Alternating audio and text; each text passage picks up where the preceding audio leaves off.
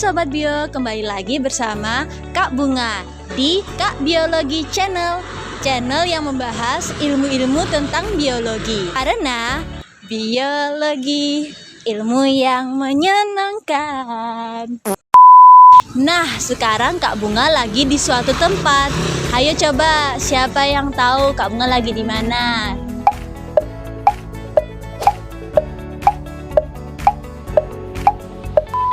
Kak Bunga lagi di Kampung Semanggi.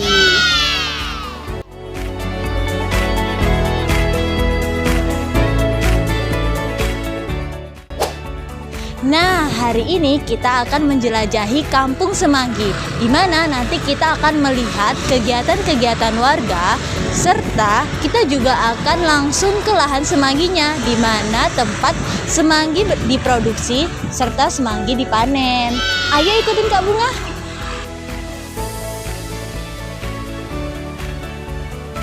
Nah, ini merupakan salah satu kegiatan warga di Kampung Semanggi, yaitu adalah dengan membersihkan hasil panen dari semanggi, dari batangnya serta akarnya.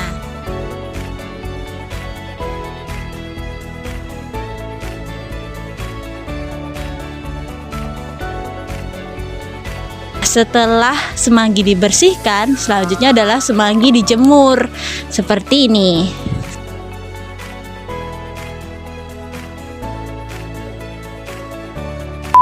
Nah, tadi itu merupakan kegiatan yang dilakukan warga di Kampung Semanggi. Selanjutnya kita akan ke lahan semanggi. Yuk ikutin Kak Bunga.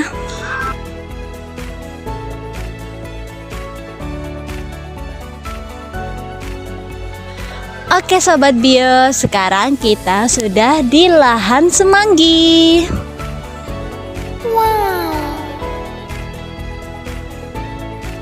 Nah, lahan ini merupakan lahan yang memproduksi semanggi-semanggi yang nantinya akan diolah oleh warga, seperti yang kalian lihat barusan. Coba kalian lihat video berikut.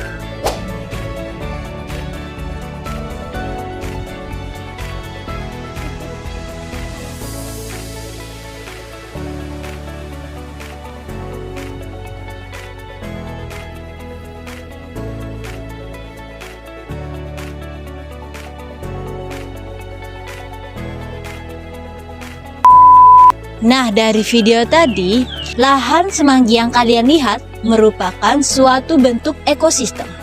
Ekosistem merupakan sistem interaksi antara makhluk hidup sebagai faktor biotik dengan lingkungan tempat ia hidup, faktor abiotik. Kedua komponen ini saling memengaruhi. Makhluk hidup akan dipengaruhi oleh keadaan lingkungannya. Sementara itu, aktivitas yang dilakukan oleh makhluk hidup akan memengaruhi atau bahkan mengubah lingkungannya. Suatu ekosistem terdiri dari dua jenis komponen, yaitu komponen abiotik dan komponen biotik.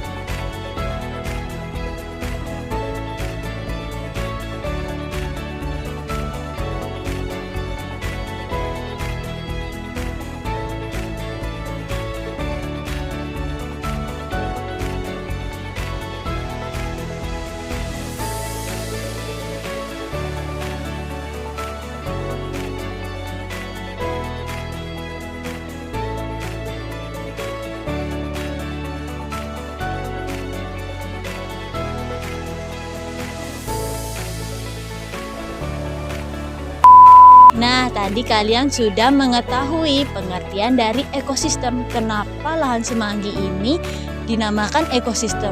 Lalu kalian juga sudah mengetahui terkait komponen-komponen ekosistem. Selanjutnya, Ayo kita mengenal semanggi lebih dekat. Nah, ini teman-teman, ayo kita lihat semangginya dari dekat. Semanggi air adalah jenis tumbuhan paku-pakuan yang biasa ditemukan di daerah berair seperti sawah, kolam, atau tepi sungai. Bentuk daunnya unik, menyerupai payung kecil dengan 4 helai daun yang saling berhadapan. Tumbuhan ini sering dimanfaatkan sebagai sayuran, terutama di beberapa daerah di Indonesia. Selain bentuk daunnya yang khas, semanggi air juga memiliki beberapa ciri lain, yaitu akar. Akar semanggi air biasanya pendek dan menjalar di permukaan tanah yang lembab. Batang. Batang semanggi air, helat sporangia. Semanggi air menghasilkan spora untuk berkembang biak. Sporangia ini terletak di dalam struktur khusus yang Setelah memahami apa itu ekosistem dan komponen-komponen penyusunnya, mari kita bahas lebih lanjut bagaimana komponen-komponen ini saling berinteraksi dan berhubungan satu sama lain. Makhluk hidup yang ada dalam ekosistem saling berinteraksi satu sama lain. Interaksi tersebut terbagi menjadi 2, yaitu pertama, interaksi antara komponen biotik dengan abiotik. Contohnya, keberadaan tumbuhan yang sangat memengaruhi kondisi tanah. Kedua, interaksi antara komponen biotik dengan biotik, terdiri dari kompetisi atau persaingan, contohnya harimau dan singa bersaing mendapatkan rusa. Predasi merupakan interaksi spesies pemakan dengan spesies yang dimakan, misalnya tikus makan padi, kucing makan ikan. Simbiosis terdiri dari 4 jenis, yaitu simbiosis mutualisme, saling menguntungkan, contohnya bakteri E. coli dan usus manusia. Simbiosis komensalisme, satu spesies diuntungkan sedangkan spesies lainnya tidak untung dan tidak rugi, seperti anggrek dengan tanaman inangnya. Simbiosis parasitisme, satu untung, satu rugi, misalnya benalu dengan pohon mangga. Simbiosis amensalisme, satu dirugikan sedangkan yang lain tidak untung dan tidak rugi, contohnya rumput teki dan tanaman pertanian. Netral, yaitu hubungan tidak saling mengganggu, contohnya interaksi pohon dengan ular. Antibiosis, interaksi 2 jenis makhluk hidup di mana salah satu makhluk hidup akan mengeluarkan racun untuk membunuh makhluk hidup lainnya. Seperti interaksi antara jamur penisilium dengan bakteri. Jamur mengeluarkan antibiotik yang dapat membunuh bakteri. Proses yang terjadi pada rantai makanan akan berlangsung secara terus-menerus sehingga membentuk suatu daur materi. Aliran energi dan daur materi menyebabkan pertukaran atau perubahan secara terus-menerus antara komponen makhluk hidup dengan makhluk tak hidup. Peristiwa ini dinamakan dengan daur biogeokimia.